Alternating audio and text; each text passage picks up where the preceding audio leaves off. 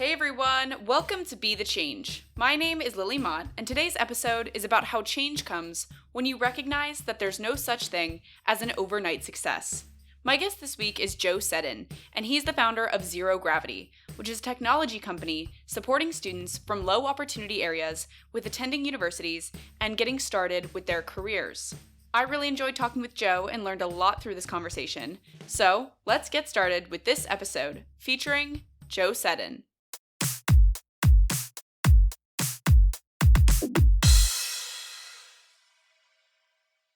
I'm Joe Seddon. I'm the founder and CEO of Zero Gravity, and we're a tech startup that powers students from low opportunity backgrounds into top universities and careers. So my journey kind of starts 26 years ago, actually. I'm currently 26 years old, but I grew up in a small town in West Yorkshire in the north of the UK called Morley. And it's a kind of post-industrial town, sort of suburban town that used to have a massive kind of mining and wool industry that went into economic decline after the Second World War, and is kind of like still hasn't fully recovered from that. And my mum's a speech therapist in the National Health Service in the UK. I grew up in a single parent family. So I kind of saw firsthand just how high the barriers are for young people like me to kind of defy the odds and essentially use the system that's been designed in the UK to try and break into opportunities that have a benefit on people's lives. And I was always someone who was academic at school, that I had ambitions to be a technology entrepreneur, try and make a difference. But the kind of route to get there, I found, was just really, really difficult for someone like me, and not having financial resources. They're coming from an area where very few people went to university, like having some of the kind of culture identity issues as well, of wanting to go into very alien environments where you felt a lot of imposter syndrome. I didn't have a big network around me, but I managed to make it through. So I managed to win an offer at Oxford University. But that journey of getting there kind of set a flame inside me that I thought, I want to do something about this issue and try and find a way to unlock the potential of more young people like myself who have all the ambition, all the talent, but not necessarily the resources and know-how to break into the best opportunities. So that's how Zero Gravity was born. And nowadays, for a well-established tech startup, there's 25 team members who work at Zero Gravity. We're based in central London. We've helped over 8,000 students from low opportunity backgrounds into top universities. Work with a lot of the biggest employers in the UK to democratize access to their internship and graduate career opportunities. But I suppose it started just from an idea and a personal experience, and what was in the early days a kind of bedroom startup that I started with the last 200 quid of my student loan. So I've been through the full journey from kind of personal experience to the idea, wanting to do something about it, trying to get something off the ground, and take something from 0 to 1 and then scaling. And I've definitely got some stories and probably scars as well from going through that experience, which would be good to talk about today. Yeah, I think that is a great way to get started, and I'm excited to hear some of the stories. So, I would love for you to kind of just continue with that story. You mentioned getting started with Zero Gravity by using what was left of your student loan, and you had this idea, but what came after that? Can you tell me what that whole process was like for you to get started with Zero Gravity from the very beginning? Sure. I think there's a big misconception in the world of entrepreneurship that ideas come to people fully formed.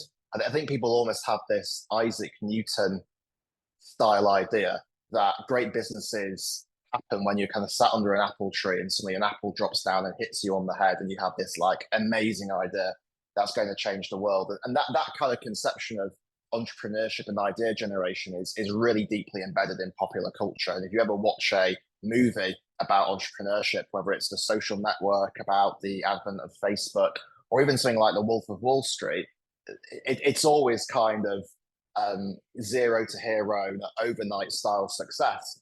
But the truth of it is, when I graduated from university, I knew I wanted to be a tech entrepreneur. I kind of had that ambition, but I had absolutely no idea like what I actually wanted to build, or like what I could offer to the world, like what my idea should be and how I should even get that idea off the ground. That was not something that I knew at the beginning of my journey. And I just reflected on my own personal experience and problems I'd faced in my own life.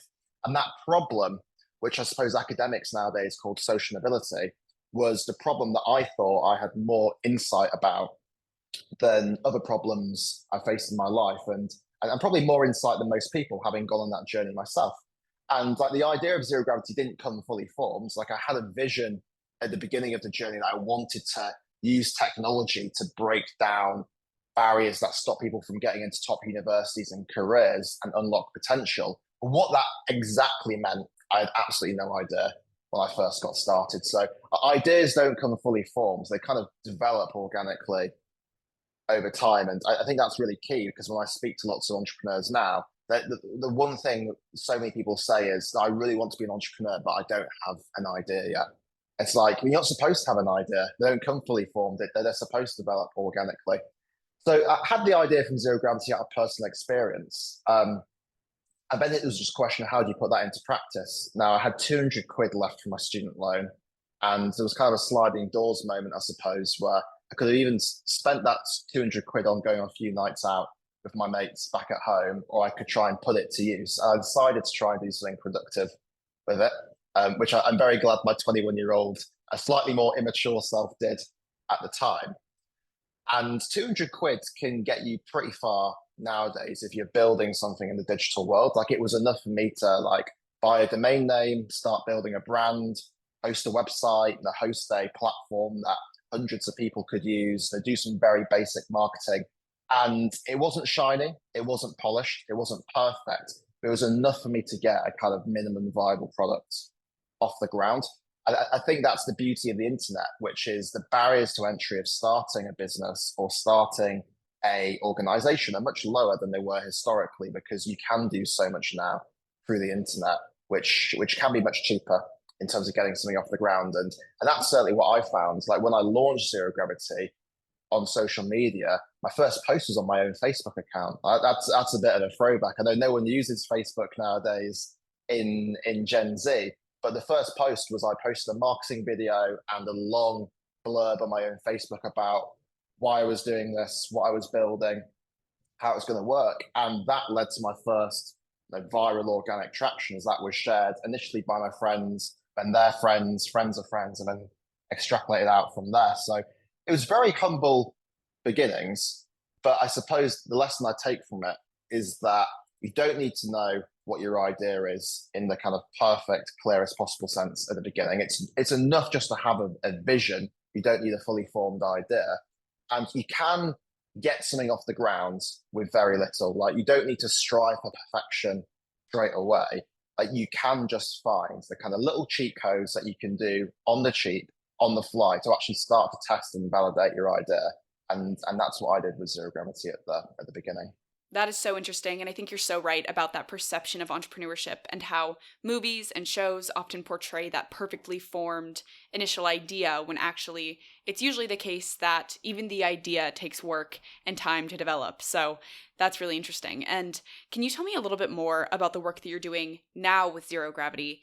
Can you tell me about what your day-to-day work looks like when it comes to continuing to grow and make change through your company? Sure. One of the big questions at the beginning was, and this sounds quite boring and legalistic, was about kind of corporate structure and funding strategy, which is you can build a minimum viable product and get something off the ground with very little, but then to actually scale something, that usually does require a fair degree of financial resource. And I knew with Zero Gravity that there could be as well as a kind of social impact model of like, how do we transform the trajectories of young people from low opportunity backgrounds. I knew there could be a business model behind what we were doing as well, because I spoke to so many people in employers, universities, who said, social mobility, breaking down barriers to opportunity is our kind of number one recruitment priority, but we're really struggling to tackle this issue. I saw that universities were spending huge amounts of money trying to widen their participation. In the UK, universities spend over £300 million a year on activities to try and broaden access. And with the employer market, it's even bigger. Social mobility, diversity recruitment is a massive strategic priority for all big graduate employers. And there's a huge amount of money spent in this area, It was money that I felt was spent very inefficiently, that money that was being spent with very few results in terms of actually getting people from low opportunity backgrounds into these universities and careers. So I knew there was a model there that I could use to make this self-sustainable over time. But the big question was, how do you get to that point where it can become self-sustaining? And I took a bet that with zero gravity, that I could scale quicker by running this as a business that raised investment in the short to medium term to grow and in the long term became sustainable rather than going down the charity route, which I suppose is the default route for most social impact driven organizations. And I think even though that sounds like quite a boring legalistic choice between incorporating as a charity or incorporating as a business, I think it's actually really key for your philosophy because I actually think it's much easier to grow something as a business, at least in the UK. And the reason for that is I think actually having to run your activities commercially with business mindset makes you far more honed in terms of the social impact you're creating. If we have a partnership with a university or an employer and they say, we want to be able to recruit at least 10% of all of our candidates from working class socially mobile backgrounds next year, if we don't deliver that, then we failed. So you have your feet held to the fire on the social impact you say you're generating. And I think that almost competitive pressure is actually really useful for driving social impact. And one of the kind of cultural issues I've seen a lot of charities fall into is because they have a great social mission that's really clear and abundant. There's almost a kind of complacency that can fall on those organizations where because you have a mission, everyone's kind of believes in the impact and pats themselves on the back, but there isn't necessarily that rigor on are we scaling the impact sufficiently at the right speed and the right pace. And so I think that's one reason. And then the second reason is funding, which is the tech startup ecosystem has exploded in the UK in the past 5 years. In the US, it's been massive since the kind of 1990s. But this has never been a better time to create a tech startup from a funding point of view. There's so many early stage angel investors who want to back interesting ideas. And that market, to be honest, is much bigger than the market for kind of big ticket donations. It's much easier to raise social impact funding than it is to raise big ticket donations, from my experience. And I think that's quite key because if you want to grow something, scale it, and get it off the ground, you might be better off finding a way to create a long-term business model behind your mission-driven organization rather than say we need this to be funded ad infinitum by philanthropic capital. So that was quite a key choice I made at the beginning. And I suppose it wasn't necessarily intuitive. It's quite intuitive now, but that was something that in 2019, a lot of people questioned, why are you doing things in that way? Because it wasn't necessarily normal to create a mission-driven business. There's almost this binary divide, which is business is commercial and morally agnostic, and charities are philanthropic and morally virtuous. And in my opinion, I think that binary divide is very simplistic and doesn't necessarily hold. There's lots of businesses that create a lot of social impact and solve social problems. And there's a lot of charities that waste a lot of philanthropic capital and fail to solve the mission that they set out to achieve. So I think that binary distinction has actually held us back in the UK. And I suppose I took a big leap of faith going down the tech startup route with zero gravity. And even though that's normalized now, it certainly wasn't an easy decision to make back in 2018, 2019. That is so interesting. And I think there are a lot of people out there who are working in the social impact space or in entrepreneurship, and they want to make a difference with their work. So I think this is all really great advice for them.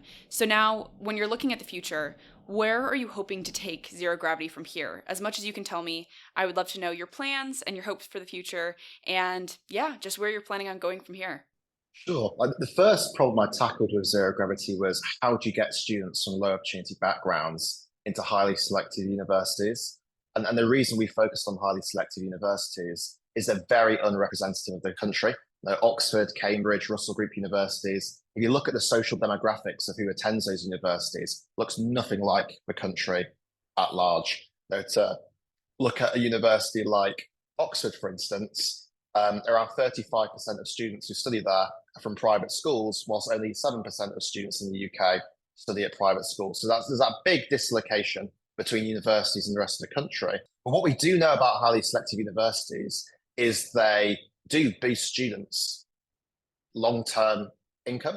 If you go to Oxford University, it roughly boosts your lifetime earnings by £200,000 on average versus going to Russell Group University. So these universities are very socially exclusive, but are kind of cauldrons of opportunity. So the first thing we did is we focused on getting students from low opportunity backgrounds into those universities. And so far, we've supported over 8,000 students into those universities. And that was all through the Zero Gravity platform. They're creating a tech product that breaks down barriers to opportunity and gives people an inside track, mentorship, support, masterclasses, being part of an online community, the AI assisted research on how to pick the right university and structure personal statement, like all of the help and support that you kind of get on tap if you go to a good school, you come from the right family or right area. But if you're from a low opportunity background, you might not necessarily have. So the kind of future for us is we want to continue scaling that. We want to get to supporting around 20,000 students per year. We think there's roughly around 70,000 students per year in the entire UK who are from the bottom 40% of backgrounds, but have the kind of requisite academic attainment to have a shot at going to those highly selected universities. So that's the total audience size, and we want to get to 20,000 students per year over the next couple of years. So that's what we're striving towards. And then the step after that is actually, once you get someone into university, how do you then get them into their dream career? Going to a highly selected university is great, it's life-changing, but it doesn't necessarily enable you to kick the ball in the back of the net. And if you want to become a lawyer or a tech entrepreneur or break into journalism, there's still a whole set of barriers of getting into those industries, even if you go to a really good university. So one of the things we're doing a lot now is helping students take that next step, which is how do you get that first work experience? Like, how do you get an internship at one of these highly selective employers? And how do you get that grad job at the end? So we've worked with a number of different employers in the UK. The kind of typical ones you would imagine, like the HSBCs and the Morgan Stanleys and the KPMGs, but increasingly a broader set of industries as well, like Octopus Energy, massive scale up in the renewable energy sector, Christie's, the luxury art house, the Snapchat, the companies that a lot of young people wouldn't even necessarily think you could go to work for straight out of university. But we're trying to work with these companies to really level the playing field and give students from low opportunity backgrounds a chance. And to connect it back to what I mentioned before, we're doing that on business terms, which is these companies want to work with us, not because they just want to create social good in the world, but because they genuinely believe that hiring people from low opportunity backgrounds is the future of their business. A lot of these businesses have data that shows a clear link between social mobility and productivity, which is quite intuitive, because if you recruit someone who's talented from a low opportunity background, that person's likely to have a lot of raw talent. They're very resilient because they've had to overcome adversity throughout their entire life. They're likely to be very purpose driven and loyal because your organization has given them a chance where other people have blindly turned them away. So I think businesses are finally switched on to this in terms of not just being a good thing to do, but actually the future of their talent. And I see that as a real positive force because people are now taking this issue far more seriously than they did 5, 10 years ago. That is really exciting, and that leads really well into my next and last question for you. Lots of young people want to create change and want to make a difference in the world, and I think you're doing that through your work with Zero Gravity, but those people may not know how to get started. What advice do you have for those people who may be listening? The obvious thing is just start. I think a lot of young people struggle with the ideal of perfectionism because that is a way of thinking and working which is ingrained by the academic system. So like if you're doing a standardized test, whether it's a GCSE exam or an A-level or university degree, there's like a score essentially out of 100, and your job as a student is to optimize your score as high as possible. So I think that creates a sense of ingrained perfectionism. But the reality is of when you start a startup, whether it's a business, a non-profit or something else, there is nothing to optimize towards. Like there is no kind of single KPI or goal to be achieved. So perfectionism actually really holds people back because rather than trying to strive for perfection, the most important thing is actually just to get out the starting blocks. Now, most startups fail because they were never created in the first place, or the people who created them give up way too early. Because as I mentioned at the beginning of the discussion, there's no such thing as an overnight success. The law of success in the startup world is the law of compounding. which is the people who win are the people who get 1% better every week for a long enough period of time. And although you're not going to see that difference overnight, you might not even see it week to week or month to month. If you compare yourself on day one versus 5 years down the line, you'll see a transformational difference because 1% better per week creates exponential growth. So that is the main thing. The earlier you start, the quicker you get on that 1% train. Then you've just got to make sure you're doing the things that make you 1% better. And that is building habits of self-improvement. So speaking to customers, getting the weeds of like, why is your product working? Why is it not working? What's the main thing that people care about? These are all the very unsexy things that create the difference between success and failure. Like when I first launched Zero Gravity before we had scale, I knew all of the students we worked with personally. I would ring them, I'd speak to them because I wanted to get a sense of what their problems were and insights about their journey and like how the platform was useful, but also where it was failing them. So I think having that really close link with the people who use your product at the beginning of your journey and creating that feedback loop of self-improvement is the thing that gets you on that 1% journey. And once you get a bit bigger, that's when you can think about scaling problems. Like nowadays, I don't spend 10 hours a day speaking to every individual user on the platform. That we have different automated systems and actually full-time team members whose job is to do that kind of stuff. But that's 5 years down the line. The first 6 months, you need to be real in amongst it, deep in your products. Like, don't think you can be a kind of, don't act like you're the CEO or founder of a 10-year-old company when it's 1 week old. It's real scrappy, grunt work based stuff. But that is the beauty of building something. So yeah, get on that 1% journey and start now would be my advice.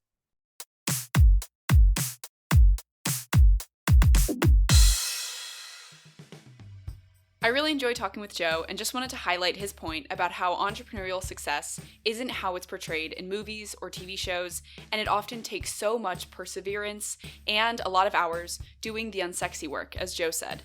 But Joe is a testament to just how rewarding that work can be and how much change you can make when you recognize that there's no such thing as an overnight success.